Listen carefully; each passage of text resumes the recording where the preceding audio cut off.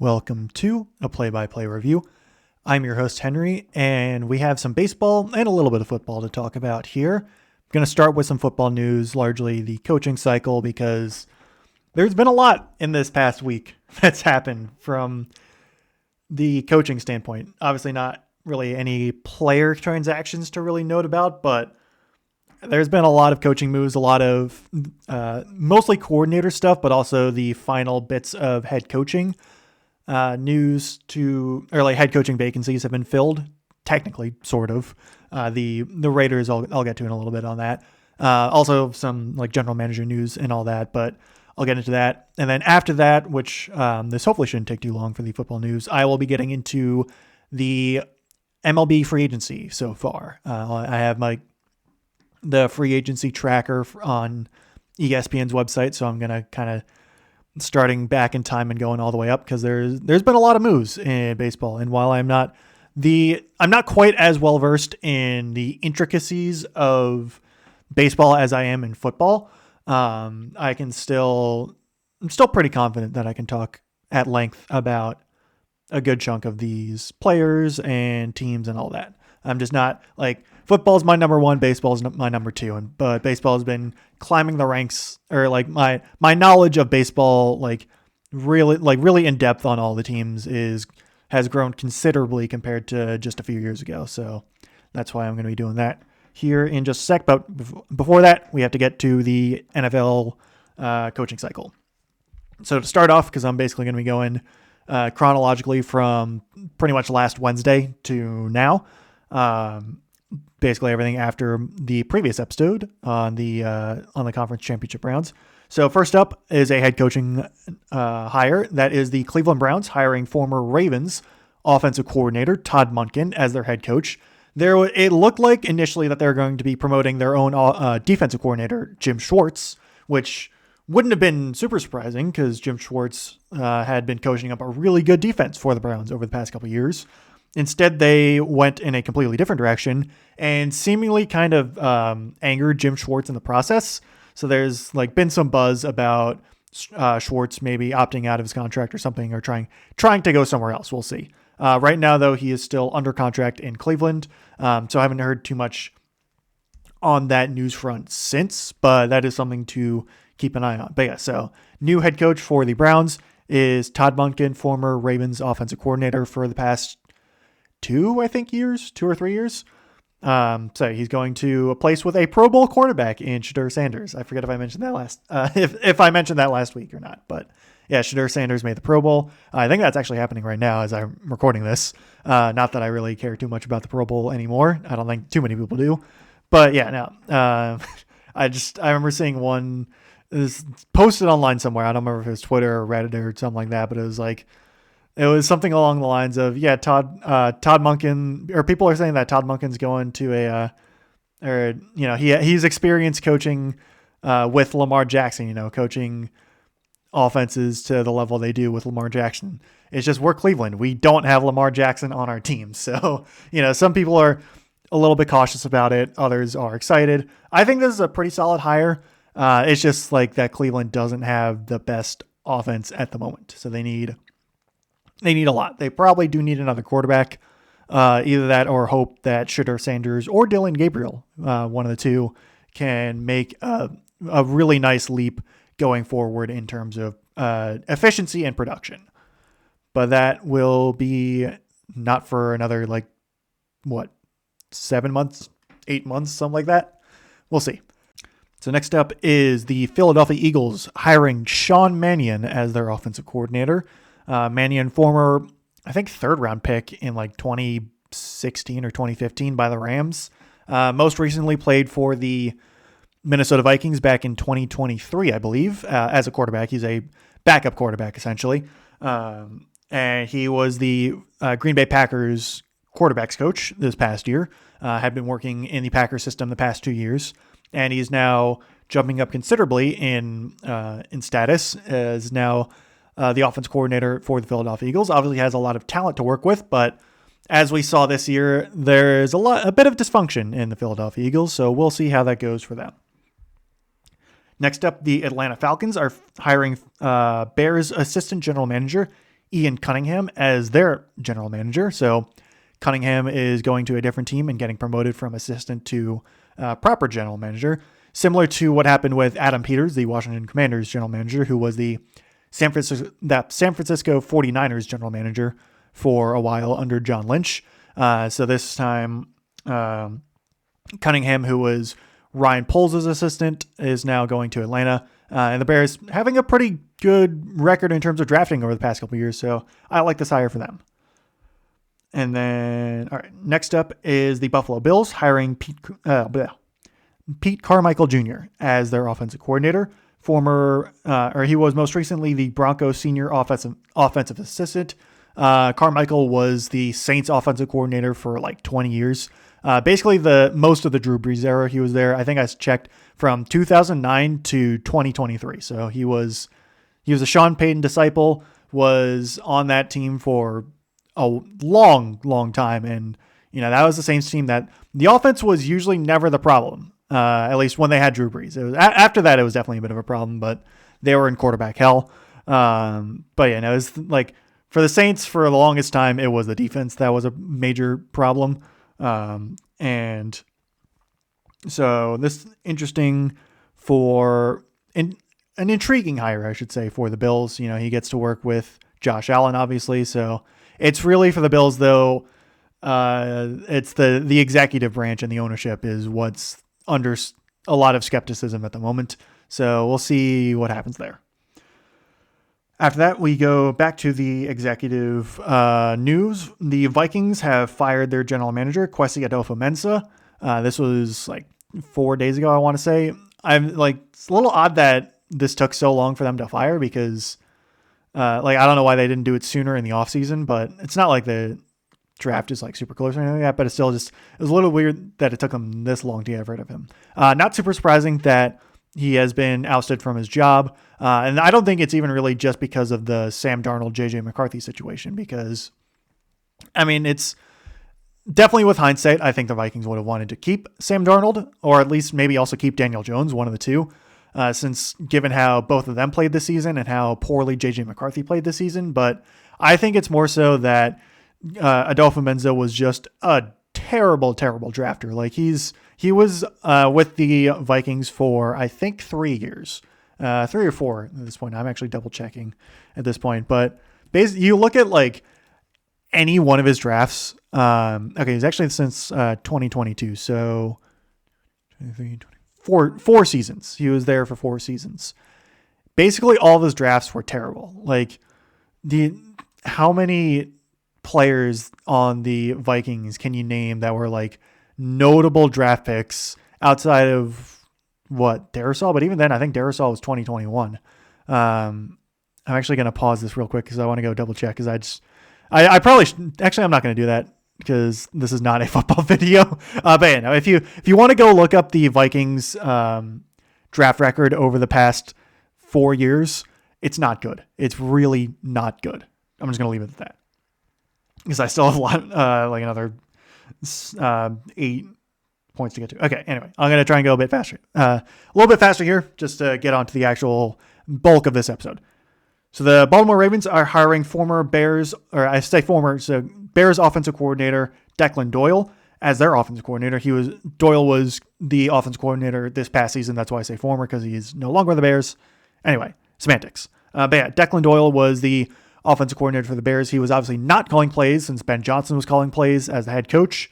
So now Doyle gets, while he's going from offensive coordinator to offensive coordinator position, he now gets to call plays instead of not doing it in Chicago, since Ravens head coach Jesse Minter is a defensive guy.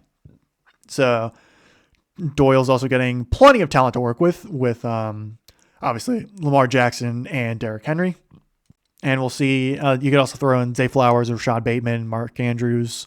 A lot of talent, essentially, for the Baltimore Ravens. So we'll see how that goes. Moving across to the another AFC North team. Took me a sec to remember which division that was. But the Pittsburgh Steelers are hiring Patrick Graham as their defensive coordinator. Was the Raiders defensive coordinator the past 3 years. So make of that what you will. He did work with Mike McCarthy for 1 year in Green Bay in 2018, though that was also the year that McCarthy was fired. I think I checked Patrick Graham was like a linebackers coach and defensive assistant or something like that. But yeah, so see how that goes. Obviously the Raiders, had guys like not Micah Parsons, Max Crosby, another M-named pass rusher. So I like the Ravens, or I keep saying the Ravens, the Raiders defense was not the worst thing in the world, but I don't know. We'll see. Graham's obviously going to a defense that has a lot of talent, a lot of highly paid talent, I will say, but a defense that has not performed all that great over the past couple years. Next up, going back to Buffalo, the Bills are hiring Broncos passing game coordinator Jim Leonhard as their defensive coordinator. So the Bills are basically just poaching the Denver coaching tree for their coaching staff. I don't know too much about Jim Leonhard, but I think he's been in football for a little while. Let me actually, because I think I had it brought up beforehand. Jim Leonhard. He spells it like Leon Hard, so it's interesting. Actually he's not been in the coaching world for too long. He was the Broncos assistant head coach and passing game coordinator this past year, and then the defensive backs coach and passing game coordinator the year before that. And then before that, he was in college. So actually someone with not nearly as much experience as some of the others, but we'll see how this goes for the Bills. I mean, presumably, I guess Joe Brady's an offensive coordinator. So interesting pick there for defensive coordinator. Next up, the Raiders are planning on hiring Clint Kubiak as their head coach. Clint Kubiak is the current offensive coordinator for the Seattle Seahawks. So this transaction cannot happen until after the Super Bowl, since obviously the Seahawks are playing in the Super Bowl. But it seems to be most likely a done deal. The Raiders don't really have anyone from the looks of things lined up for a head coaching role, and also all the other head coaching spots are filled up. So this is similar to the Kellen Moore situation last year, where the Saints were basically just saying, hey, we're going to hire Kellen Moore after the Super Bowl's over.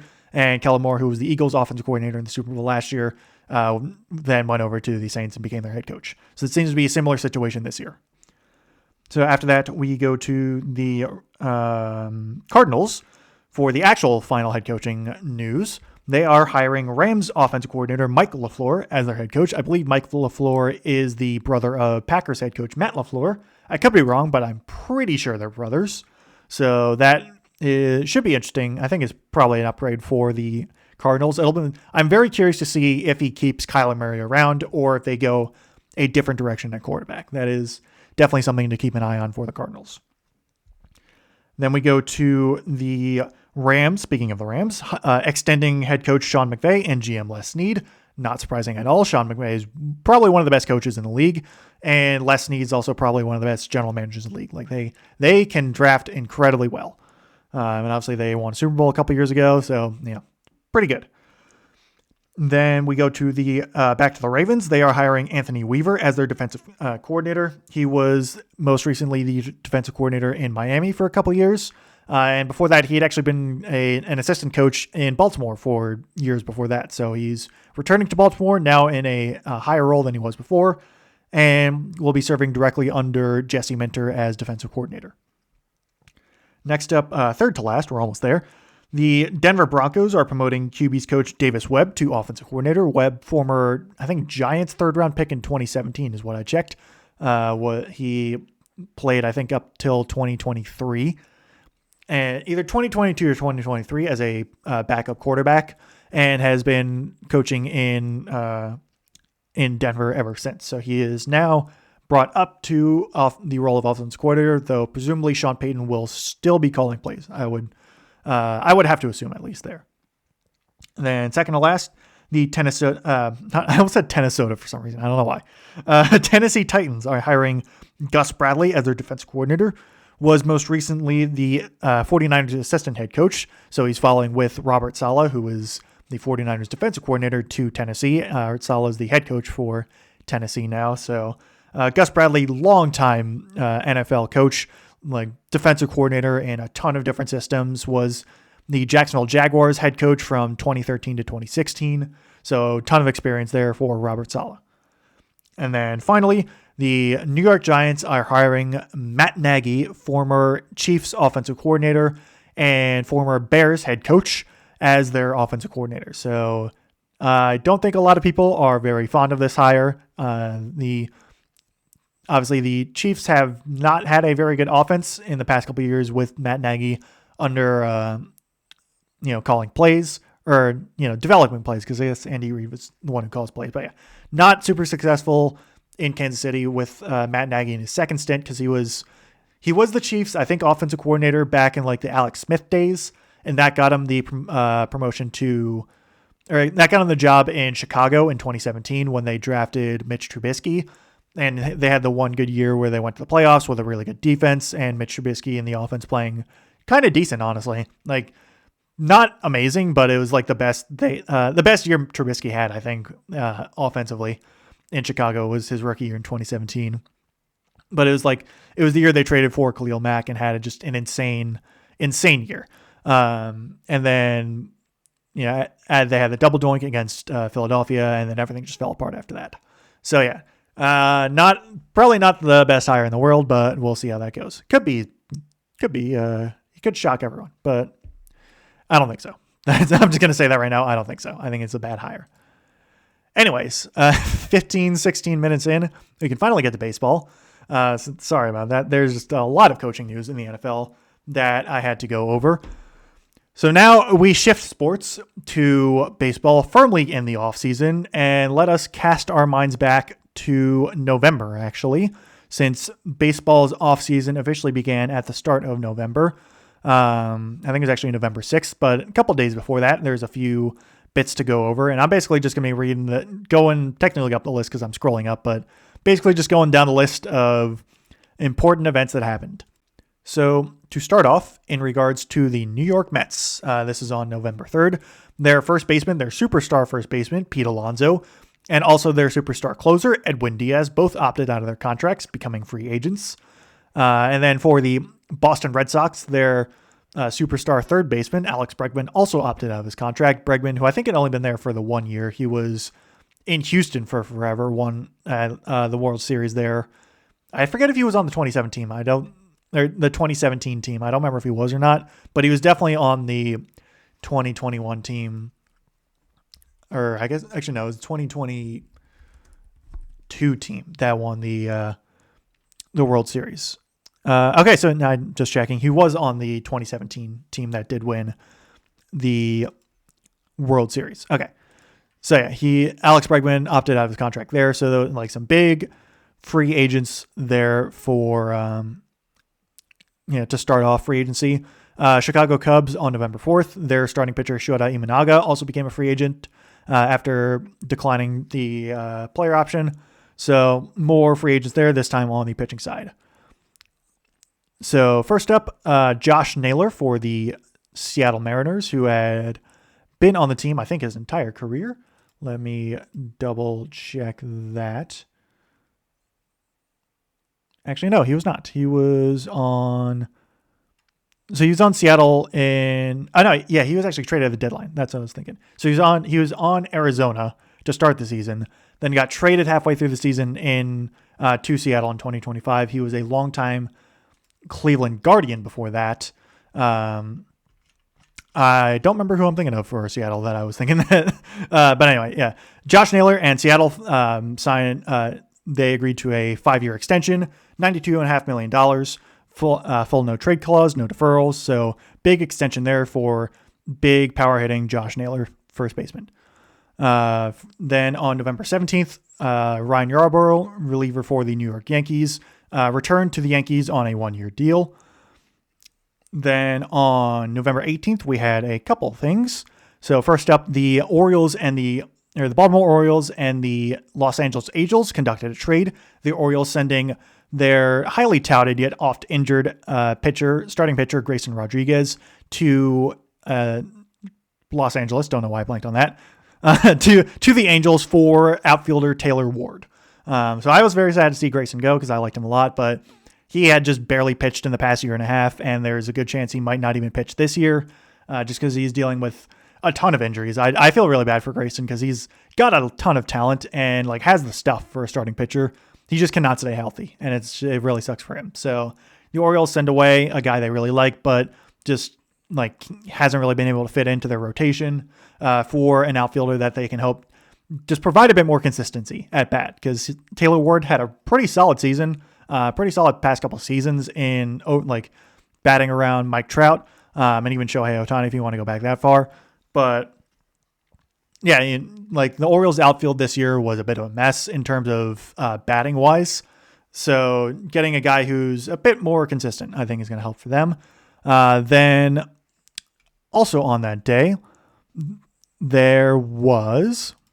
were actually, as I had to pause to read it. So just basically a bunch of teams like signing some contract stuff that I can't exactly go into details because I'm not super well versed in it, but basically guys just returning to their teams. So Trent Grisham for the New York Yankees, Gleyber Torres for the Detroit Tigers, Brandon Woodruff for the Milwaukee Brewers, and actually Shota Imanaga for the Chicago Cubs. So they all returned to their respective teams.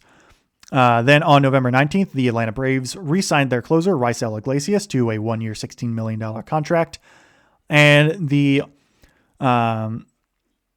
Atlanta Braves and Houston Astros conducted a trade where the Braves acquired Mauricio Dubon from the Houston Astros for Nick Allen.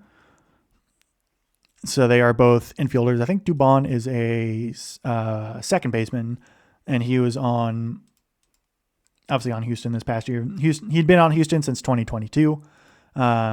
Pretty solid guy there from what I can remember, but like not one of their superstar players. I feel like he wasn't, he's not Altuve or Bregman or who am I forgetting? The guy who I think it was, I don't know. I remember it might have been Diaz, but I don't remember exactly. And it's been a minute. Obviously, my baseball knowledge is not nearly as good as my football knowledge. But yeah, so trade there for infielders between the Braves and the Astros, Mauricio Dubon and Nick Allen switching teams.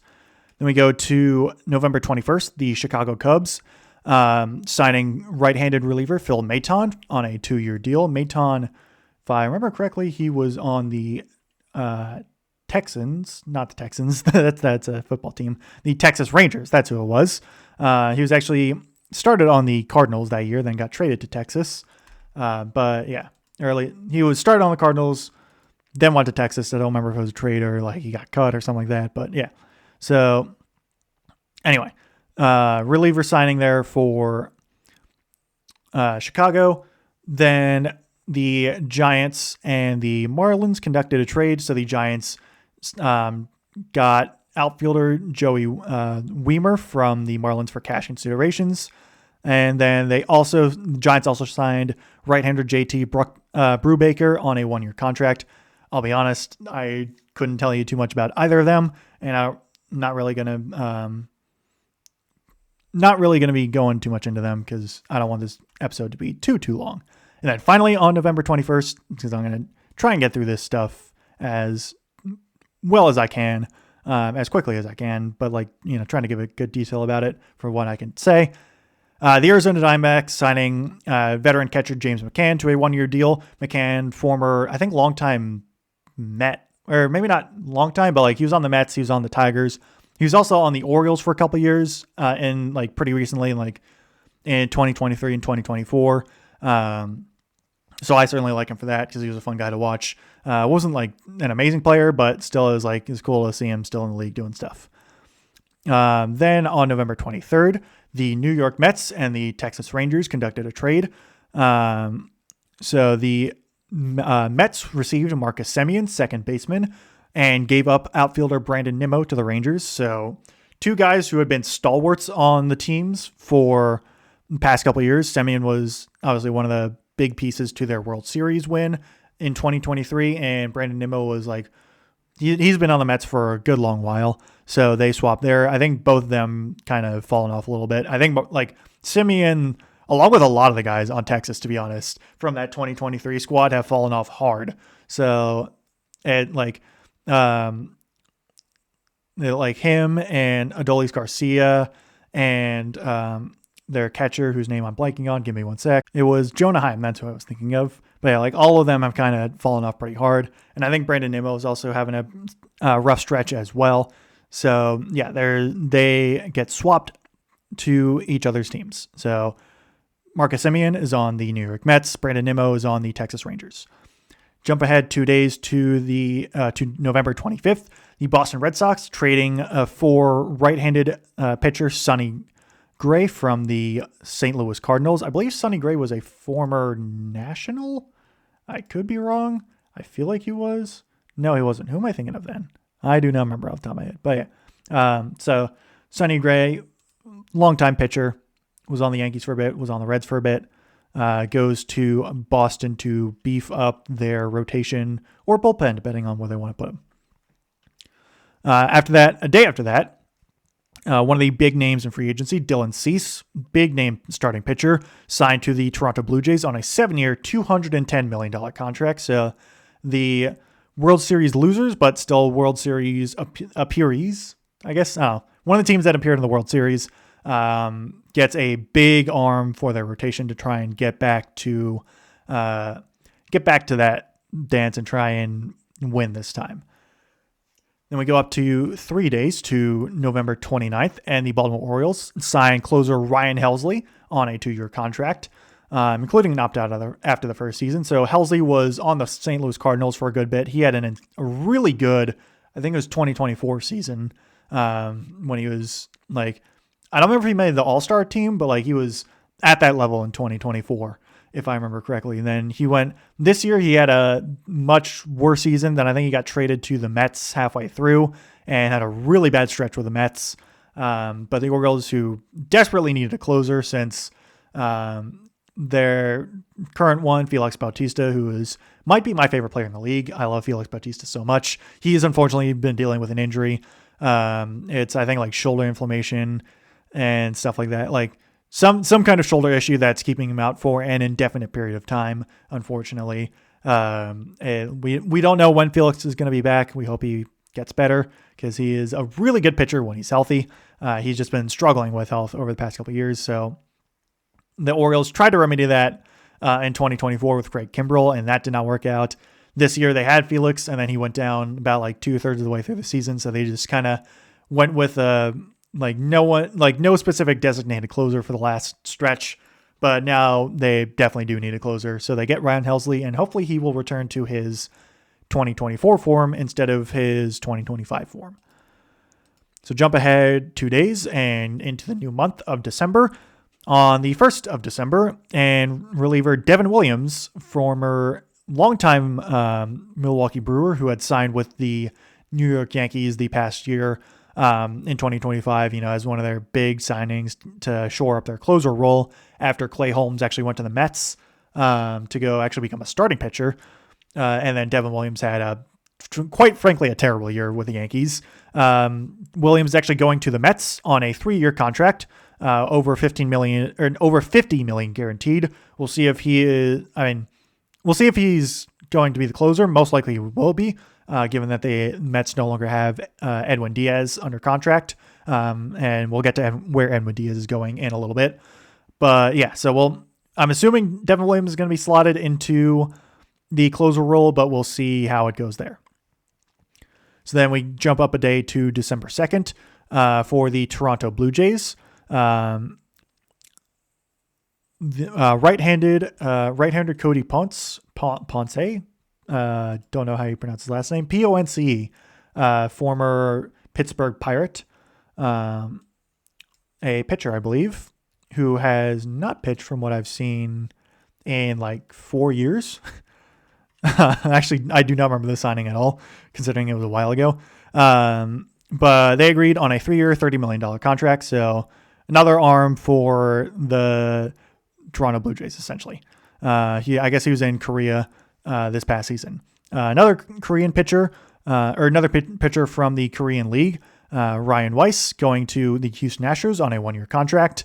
And then finally, for a trio of pitcher deals, like kind of not super like blockbuster pitcher deals, but right-hander Alek Manoah, so former Toronto Blue Jay, actually, like one of their highly touted guys back when that core was coming up in like the early 2020s, like 2019, 2020, 2021, roughly, who had a bit of a fall off after some injury. He is now going to the Los Angeles Angels.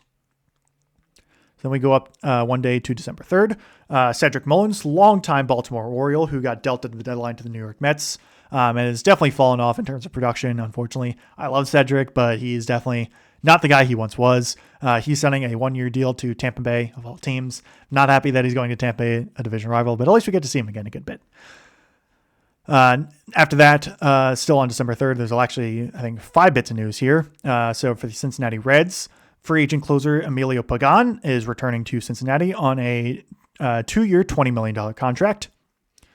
For the Los Angeles Dodgers, World Series champions, one of their core members from that World Series winning team, Miguel Rojas, is returning to 2026. And seems like it's going to be his final year in the league. So he is rounding out his career after, winning the World Series, hoping he can do it once more time. I think everyone else in MLB is hoping that doesn't happen, though. Then for another NL West team, the San Francisco Giants signing left-handed reliever Sam Hentges, Hentges, I think is how you pronounce it. Hentges, I think is how you pronounce it. So former Cleveland Guardian for his entire career. Didn't look like he pitched in 2025, though. So presumably coming off injury then is my guess. But yeah, they Giants are signing him to a 1-year, $1.4 million contract. And then finally for the December 3rd news, left-hander Anthony Kay and the Chicago White Sox are signing a 2-year, $12 million contract. I believe he is a pitcher, if I remember correctly. So relief pitcher there. Former longtime Toronto Blue Jay, was on the team for about 5 years. Then was on Chicago Cubs for a little bit in 2023, and also the Mets 2023 has not pitched since. So we'll see how that goes. But the White Sox they've been a little active in free agency here. So that was just one of their moves. We'll get to more in a little bit. So jump up one day to December 4th. The Boston Red Sox trading with the Pittsburgh Pirates in a big old prospect trade. So the Red Sox are acquiring right-handed pitcher Johan Oviedo and sending away 5 prospects, including the guy known as the Password, who I'm going to try and pronounce. It's like Yastikson. I don't remember how you pronounce it, but he's got a lot of letters in his first name. Garcia is his last name. He's known as the Password. He was like a pretty highly touted prospect for the Red Sox. Played a tiny bit in 2025. He is now on the Pittsburgh Pirates along with 4 other prospects. So then 2 days later, we get another trade, this time between the Washington Nationals and the Seattle Mariners. So the Nationals trading away left-handed pitcher Jose Ferrer for top catching prospect Harry Ford, and then also a minor league pitcher. So the Nationals continued to kind of load up on prospects and highly touted guys, continuing to make their core even younger as they just continuously I feel like they have the youngest team in baseball, or one of the youngest teams, and they just keep making more and more, or keep making it more and more.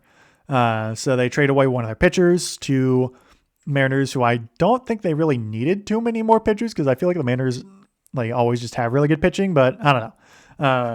And obviously a catcher for the Mariners is going to be blocked for a little while by Cal Raleigh, so it's understandable why they can deal him away.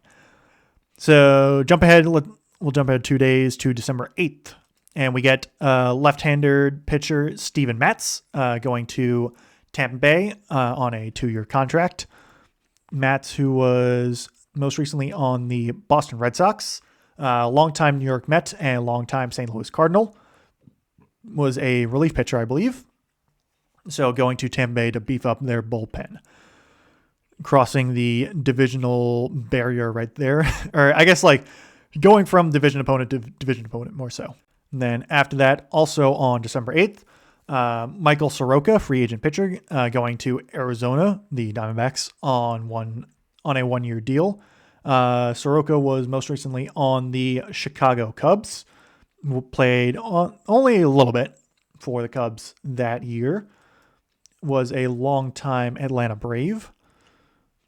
and when I say a long time, I usually tend to mean like 4 to 5 years. It's not like they've been there for like 10 years, but it's one of those like spent multiple years on that team.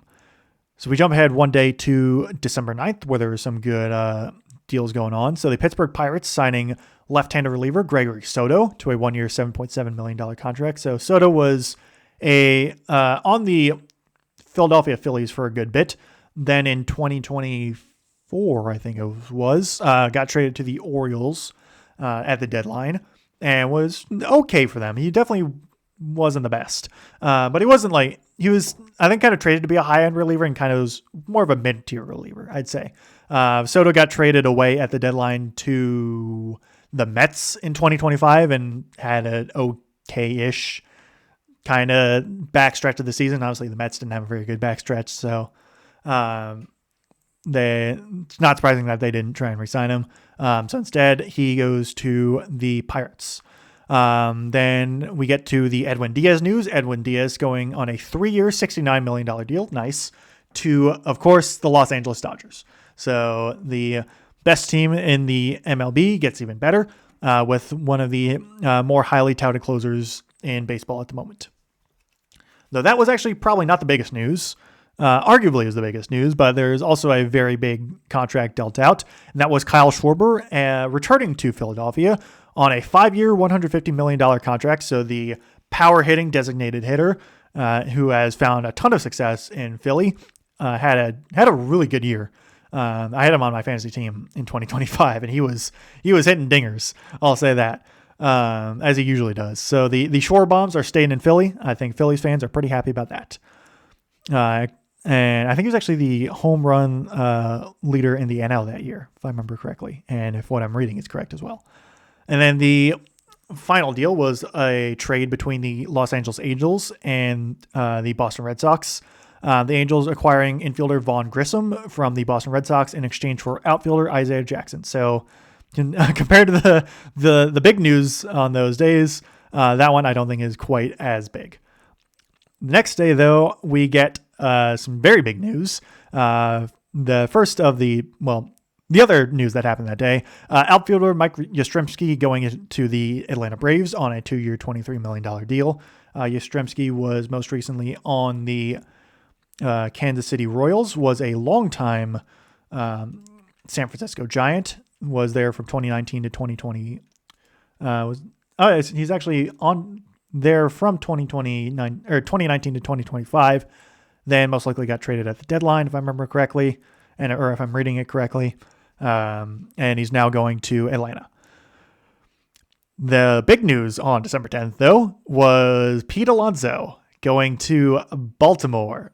Of all teams, Baltimore. I was very happy about this on a 5-year, $155 million contract. So for the first time in a good while, the Orioles opened up the floodgates in the banks, signed a huge free agent, and he's really going to beef up this lineup. Peter Alonso has been a superstar in New York for his entire career. Big home run hitting guy, big just power hitting guy in general. And the Orioles, especially this past year in 2025, just didn't really have like a consistent power hitter. Like they had a lot of like streaks here and there, but like they just didn't have a guy like Pete Alonso on the team. So he fills a really nice role. They have a bit of a logjam at first base now with him, Ryan Mountcastle, and Kobe Mayo. I'm assuming Kobe Mayo gets dealt at some point because he's like a pretty highly touted prospect and played a lot in 2025. But the Orioles have brought back Ryan Mountcastle this year, so I don't know. We'll see how it goes. I mean, they might just keep him, but presumably Alonso is going to be your regular first baseman for 2026 for the Baltimore Orioles. So I was very happy about that.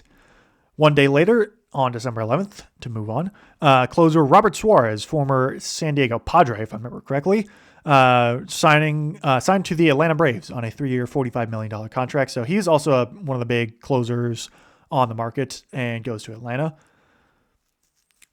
And then we move on because I think that's all I can say about that. December 12th, there were 2 bits of news here.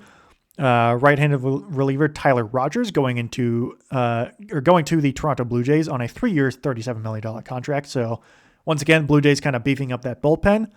And then Kansas City, the Royals, re-signing extending their very, very talented third baseman, Michael Garcia, to a 5-year contract. The terms of it are actually not listed here, but yeah, Michael Garcia, who's having a really solid time in Kansas City, is going to be staying there for a while longer. So we'll go up another day to the 13th of December. I'm just checking to see how much I have left to go. There's still a good bit, but so again, I'll keep trying to go pretty quickly here. So yeah, December 13th, Kenley Jansen, the long-time closer in baseball, like one of the most experienced closers in baseball he's played since 2010. Long-time Los Angeles Dodger. Like he played from Los Angeles from 2010 to 2021. Was on Boston for a couple of years. Was in the other Los Angeles team, the Angels, this past year. He is going to Detroit, if I remember correctly, because I clicked off to go check his stats. But yeah, Jansen and Detroit are now locked up. The Tigers signed him to a 1-year contract. And they also re-signed Kyle Finnegan. I don't remember that. They restated that in the thing, but I feel like I said that already. Did I? Maybe not. Anyway, Detroit's also re-signing Kyle Finnegan, another reliever they have, to a 2-year deal. The other one was infielder Jorge Polanco, a first baseman, designated hitter type of guy. 2-year, $40 million contract to the New York Mets. Polanco was most recently on the Seattle Mariners. A long time Minnesota Twin, was on there from 2014 to 2023. So now in New York, the Mets. In Queens, I believe. So I'm pretty sure that's where the Mets play. So Queens, not the Bronx. If I'm wrong, please feel free to correct me, because I am not the best with New York boroughs. We jump ahead now to December 14th. Merrill Kelly is actually returning to Arizona. So Kelly was on Arizona for a good bit as a pitcher. Got dealt at the deadline to Texas. Obviously, Texas didn't really have a good backstretch of the season, and is now returning to Arizona on a 2-year, $40 million deal. So in the end, Arizona kind of makes out like a bandit with that deal, because they trade him away. Neither team makes the playoffs, and Kelly comes right back. So December 15th, we have 4 bits of news here. So another trade involving the Boston Red Sox. They're trading right-handed pitcher Luis Perales to the Washington Nationals for left-handed pitcher Jake Bennett, and also prospects. And so, yeah, some trades there. Prospects, can't say too much about that because I don't know too much about either of them. Then Atlanta Braves are signing shortstop Ha-Seong Kim. He's actually returning to Atlanta. I think he was on Atlanta this past year. Before that, he was on San Diego, I believe, for a good while. So a 1-year, $20 million contract. And then the Phillies signing outfielder Adolis Garcia on a 1-year, $10 million contract. The hero of Texas during their 2023 World Series run, but had quite the fall off since, unfortunately for him. So now he is going to Philadelphia. Then finally, for the December 15th news, first baseman Josh Bell going to Minnesota on a 1-year contract. Bell was in Washington this past year, kind of traveling all over the place. He started his career in Pittsburgh, played there for 5 years, then was in Washington for 2 years, then went to San Diego, then Cleveland, then Miami, then Arizona, and now back to Washington. So a well-traveled man is now going back to the nation's capital. Now we go to the 16th, the Chicago Cubs signing left-handed reliever Caleb Thielbar. I don't know if it's Thielbar or Thielbar. It might be Thielbar, actually. He was on Chicago. So they're actually re-signing him. He was on Chicago this past year, the Cubs, I should specify. And then before that, he had been on Minnesota his entire career since 2013. So they bring him back. And then 2 days later, the Cubs make the only move again. They signed first baseman Tyler Austin. And unfortunately, I cannot click on Tyler Austin's name, so I can't really tell you too much about it. Then December 19th, we get 2 trades.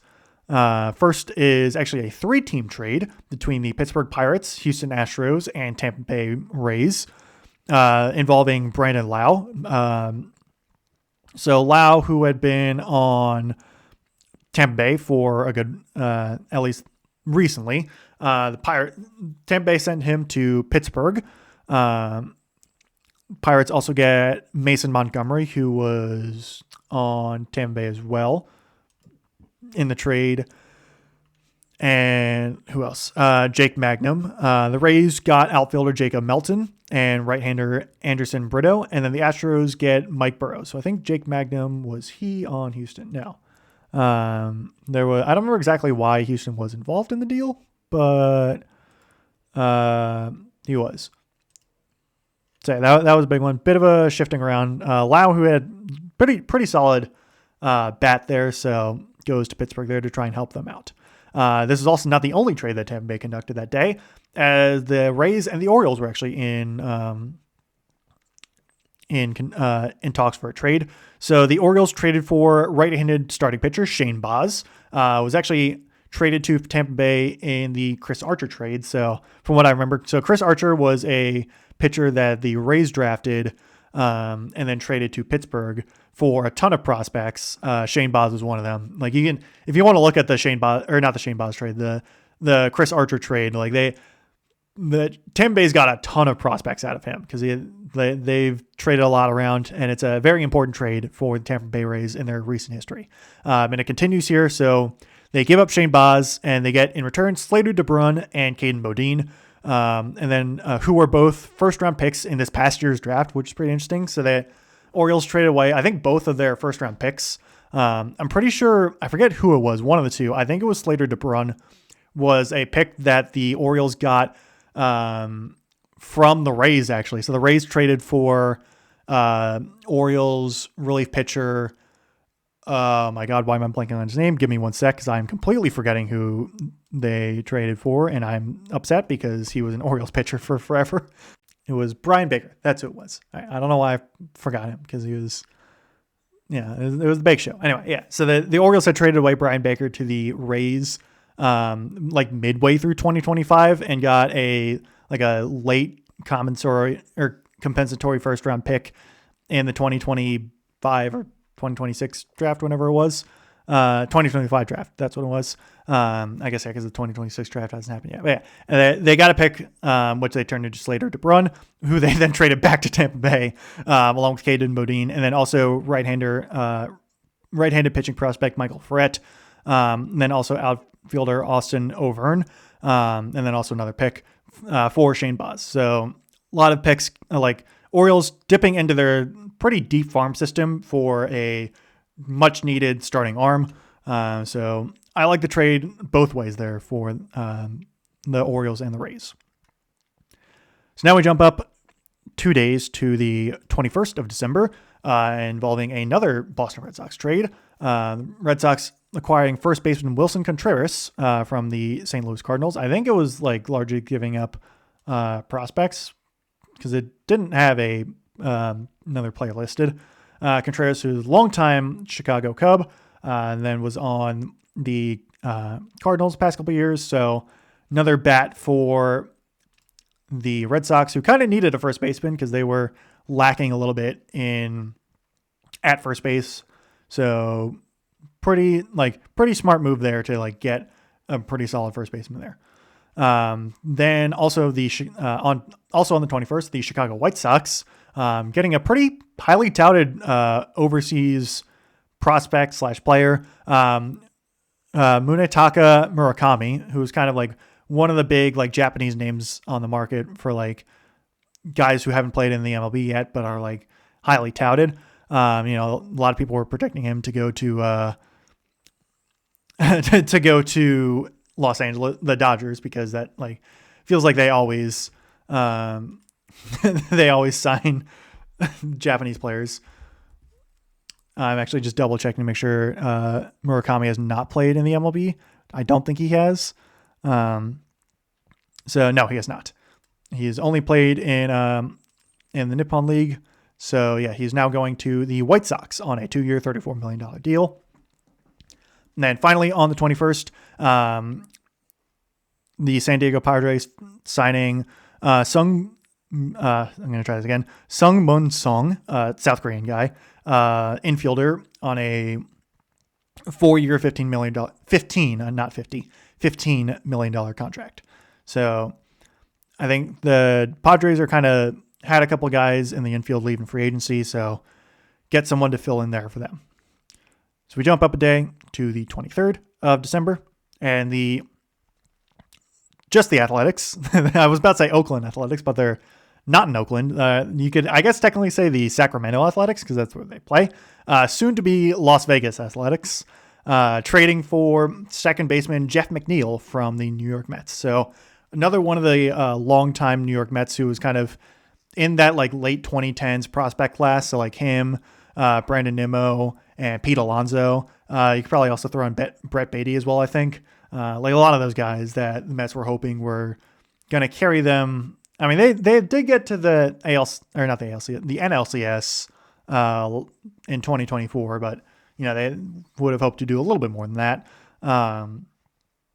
That core just never seemed to quite materialize as they would liked, and now the Mets are shipping him out to Sacramento. to the Athletics.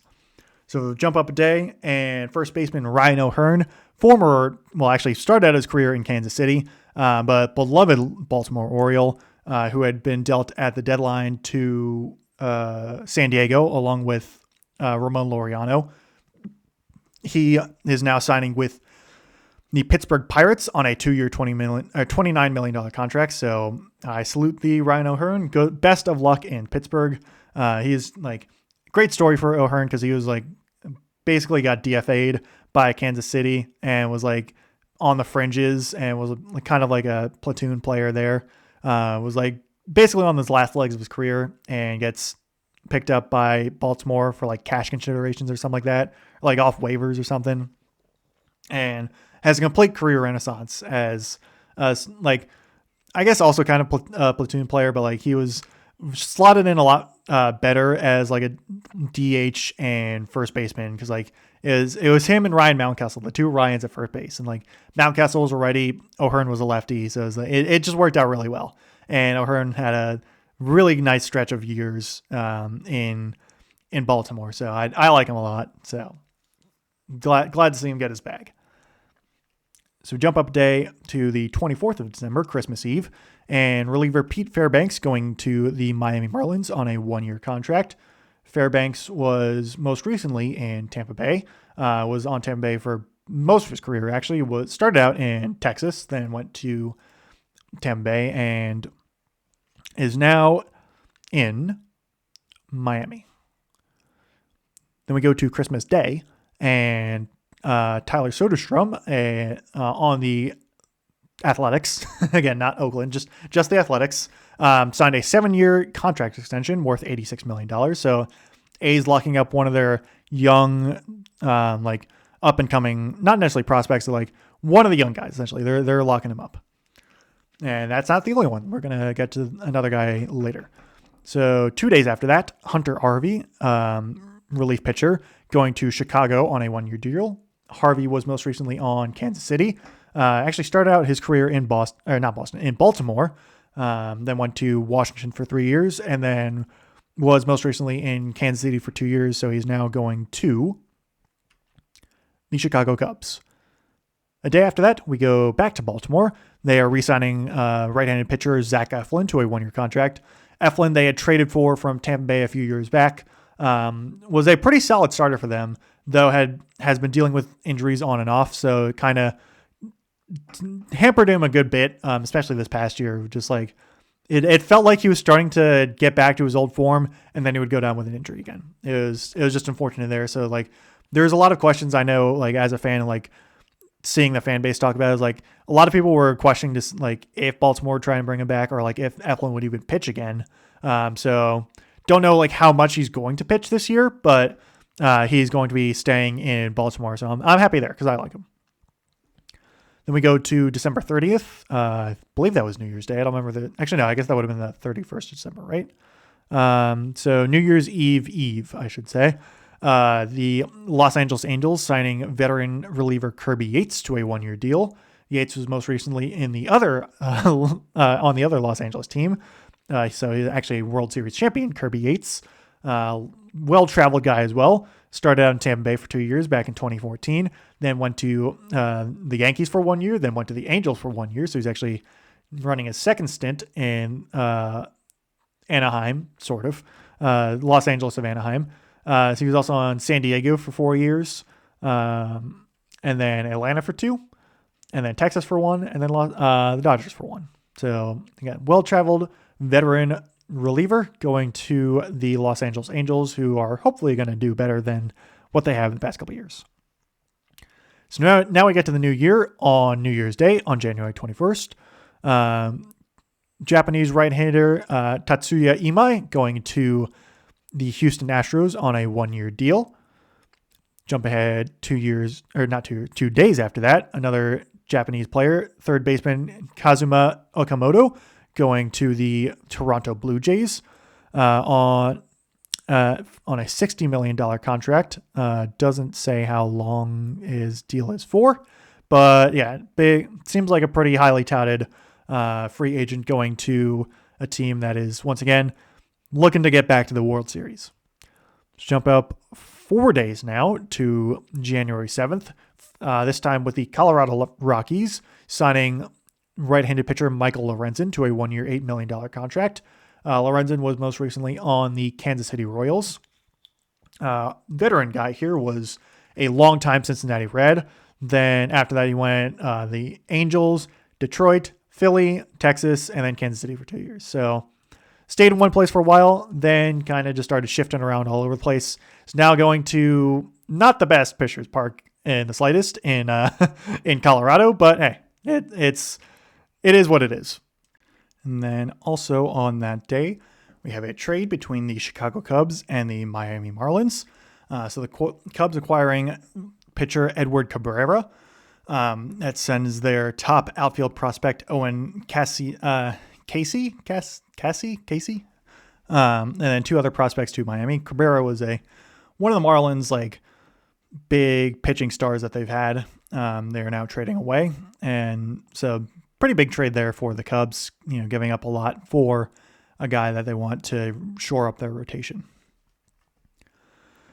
So then we go 3 days to January 10th, and we get to Alex Bregman, the superstar third baseman who was most recently on the Boston Red Sox. He is actually going to Chicago. The Cubs. I almost said Cardinals. I don't know why. But yeah, the Chicago Cubs are signing Alex Bregman on a 5-year, $175 million contract. So the Cubs are they've been pretty active in free agency. I'll definitely say that. They're certainly not being quiet. So after that, we jump up 3 more days to a trade involving the New York Yankees and the Miami Marlins. So the Yankees are acquiring Ryan Weathers from the Marlins for 4 prospects. I don't know how good those prospects are, but 4 prospects nonetheless. Weathers, a Marlins starting pitcher, was also on the Padres for the first 3 years of his career before going to Miami. I think it was he had started off he was a pretty highly touted prospect for San Diego, and then I think it was he got hit by a pitch coming back at him and gave him a concussion, if I'm remembering correctly. I'm pretty sure this is Ryan Weathers, and it kind of derailed his time in San Diego, but he's kind of brought himself back up a little bit in Miami from what I remember. Also on the 13th, the Arizona Diamondbacks acquiring superstar third baseman, one of the best players in the 2010s, late 2010s, Nolan Arenado, in a trade with the St. Louis Cardinals. So Arenado, longtime Chicago Rocky, one of the best players in Rockies history, had been traded to. I actually don't remember if he was traded or not. I think he just signed with St. Louis. It had a okay time, I guess, in St. Louis. I feel like he was just kind of he was solid, but not quite what they had hoped for with in St. Louis compared to what he was in Chicago, or not in Chicago, in Colorado. But yeah, no, he is now going back to the NL West, though this time to a different team in Arizona. Then we go to January 14th. The Boston Red Sox getting one of the top pitching free agents on the market, Ranger Suarez, on a 5-year deal. Suarez was was most recently on the Philadelphia Phillies. I don't remember if he was he was just on the Phillies his whole career, 2018 to 2025.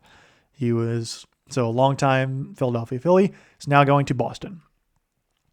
Then we go to the 15th, and we get another one of the top free agents on the market, Kyle Tucker. Was on the Chicago Cubs most recently, had a really good start to the year, and then kind of tapered off a little bit, along with like a lot of the Chicago Cubs roster. But I had Tucker on my fantasy team. He was my first round pick, and like he was carrying my team for the first half of 2025, and but he definitely was struggling. Like I think he got benched for like a game or two to try and like fix some of the yips he was having. It was a whole thing, but.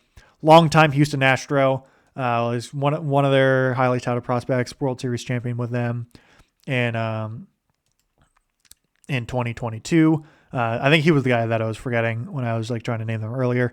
But he is now going to the Dodgers, of course, on a 4-year, $240 million contract. So the rich get richer and spend an absurd amount of money in deferred contracts.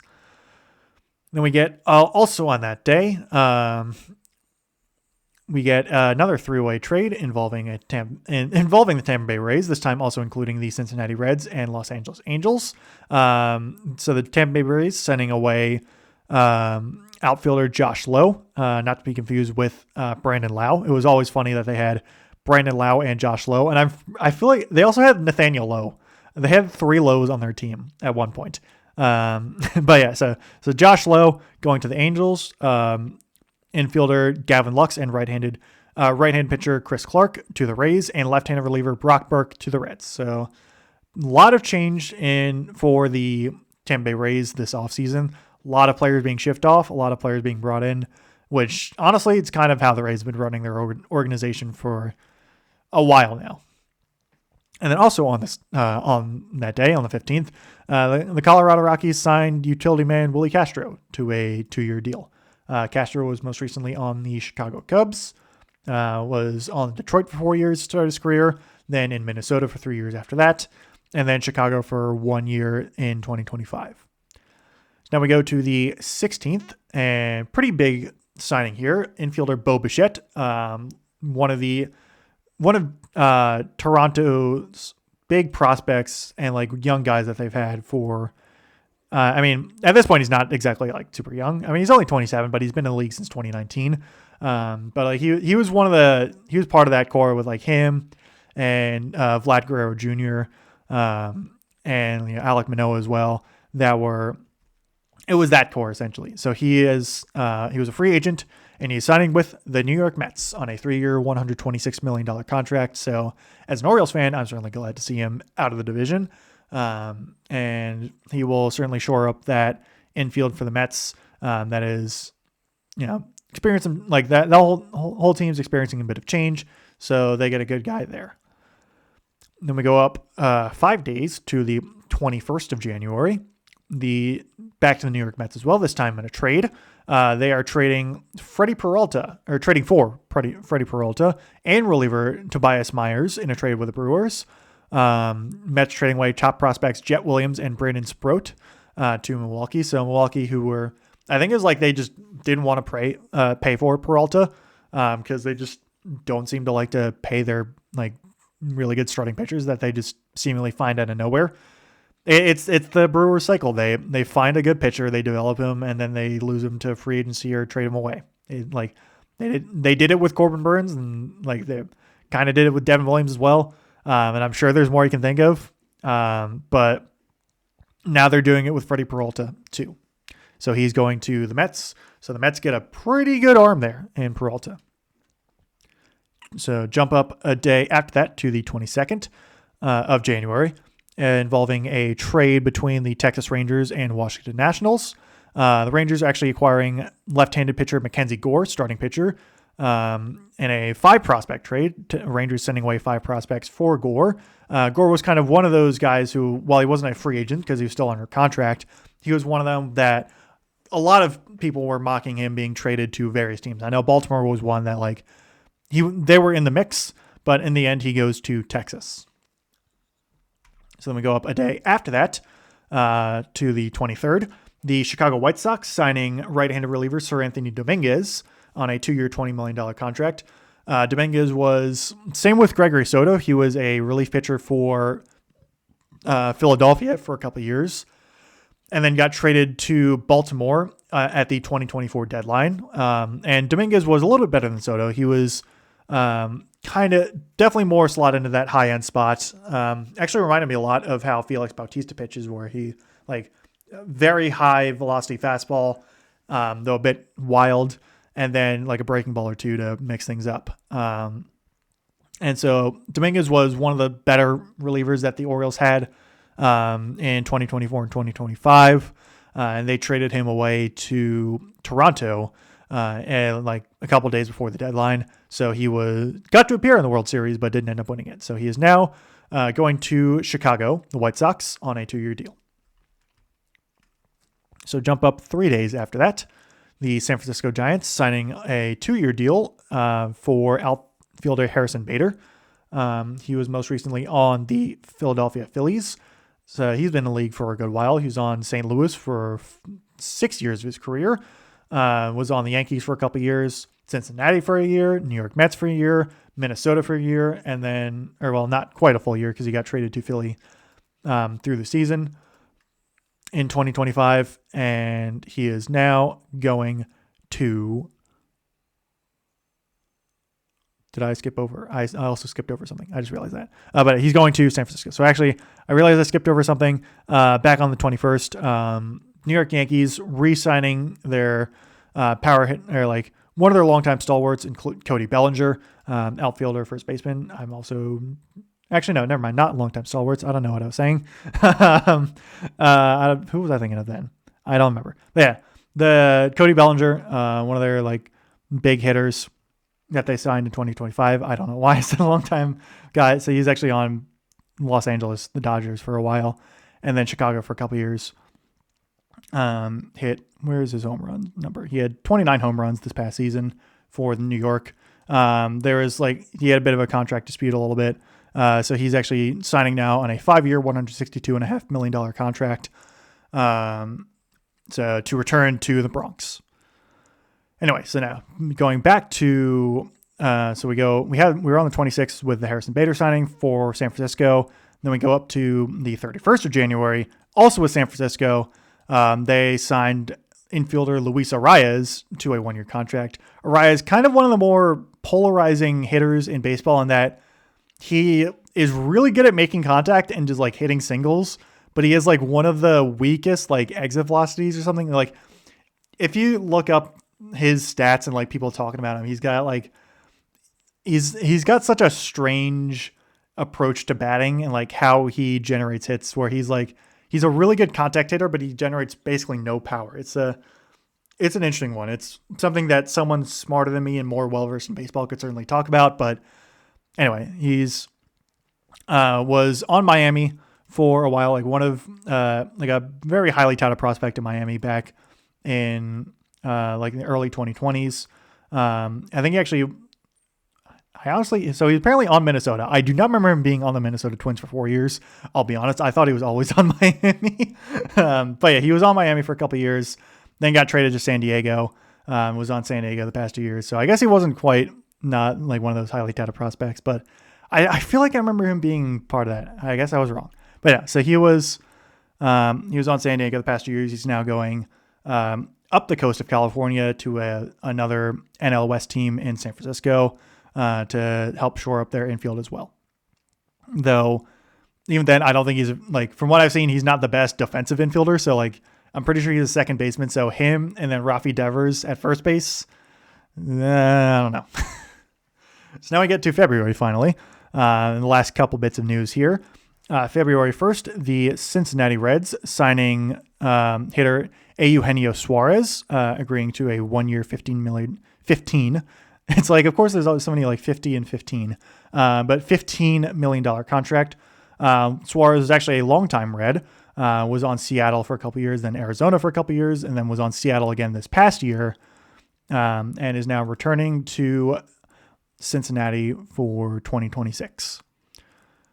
And then the most recent news, at least according to this one's February 2nd, so it was actually the news that happened yesterday. I don't think there was anything big that happened today from what I remember. But another 3-team trade, again, also including Tampa Bay. So Tampa Bay, St. Louis, and Seattle. So the Seattle Mariners acquiring infielder Brendan Donovan from the St. Louis Cardinals. It also included the Tampa Bay Rays for some reason. Doesn't really say exactly what it was, but yeah. The big thing is that Brendan Donovan going to Seattle to help them out. Donovan was had been on St. Louis for 4 years, from 2022 to 2025. Hit just 10 home runs in this past year, but did have 132 hits total. So hit 287 average, which is pretty nice, especially in this day and age, where batting average is not exactly a high thing. But yeah, so that is actually everything in terms of free agents at the moment. So yeah, that's I think that's kind of gonna do it. I mean, I'll basically go like what I think about some of these teams. So like the Dodgers obviously making some big moves with Kyle Tucker and Edwin Diaz. So they're, just doing what they do. The Yankees have been kind of silent this offseason. I feel like they had the one big trade and then they re-signed Cody Bellinger, but it feels like they should be doing more, if I'm being honest. Like they get I literally just said it. Where did Ryan Weathers. That's who it was. So like they get a big arm, they re-sign one of their big bats, but it's like you feel like they probably should be doing more. So it's a little surprising there. The Red Sox have been very active. The Orioles have been like having a really solid off season. There's been a lot of talk about the Orioles signing another big arm to shore up their pitching staff. I'm assuming it's going to happen at some point. I would certainly like it to happen as well. There's been a lot of talks of that arm being Framber Valdez, former Houston Astro, who is hitting free agency. But I think like they've been in talks for a while, but it's that Valdez's team wants like a 7-year contract, whereas the Orioles are offering really only a 5-year contract. So we'll see how it goes. I am not the biggest fan of Valdez because like with what he did this past year, where like if you go back and watch, it was like happened halfway through the season or something like that, where he was like basically getting into an argument with his catcher like during a game, and like threw him a pitch that like the catcher didn't call. So it was really weird. So and it rubbed me the wrong way. So we'll see how it goes. But I don't know. And expect the Orioles to sign another pitching arm before the season starts, because I mean spring training's gonna start up next month basically. Like it's getting here soon. I mean baseball itself starts at the end of March, and that is what basically like a little under 2 months now. So we're getting close. We're getting close. And yeah, I think that'll do it, because I don't really feel like summarizing every team. Some teams are more active than others. As an Orioles fan, I was very happy with how this this off season has been going. Even if it's only just Pete Alonso, I'd be okay with that. But they also got Taylor Ward and Shane Baz re-signed Zach Eflin. So it's going pretty well for the Orioles right now. But that will do it. I think so. Next episode is going to be my summary of StarCraft Brood War, since I started the summary of StarCraft 1 back on Saturday. And since I didn't want that episode to be like 4 hours, I'm going to split it up. Again, I'm not quite sure if all of StarCraft 2 is going to be one episode, or if I'm going to do one for Wings of Liberty, one for Heart of the Swarm, and then one for Legacy of the Void. We'll see how that goes, but I'm definitely just going to have Brood War as its own episode, and probably going to be a little bit shorter of an episode there because I can avoid some context, and then Brood War itself is also a shorter campaign. But yeah, that'll be for Saturday. And then next Tuesday will be the summary for the Super Bowl, since that is happening this Sunday. And then after that, I'll probably start doing some like seasonal recaps for like divisions and stuff for the NFL for my Tuesday episode, so I can have that lined up and just kind of roll that into baseball season. To be honest, like I think that's my plan for what's going to happen for Tuesday episodes, because I like doing Tuesdays for sports and then Saturdays for nerdy stuff, like media, or I guess like pop culture. I don't know. Not non-sports stuff, essentially. Basically anything not related to sports on Saturdays. But that's going to be for that. So anyway, that will do it for this episode, though. Again, it's kind of rambling a little bit, scatterbrained, but that's just kind of how it is. But yeah, that will do it. Thank you very much for listening, not watching, listening, because this is purely audio. I'm doing a lot of YouTube recently. That's why I'm saying watching. Have a good one.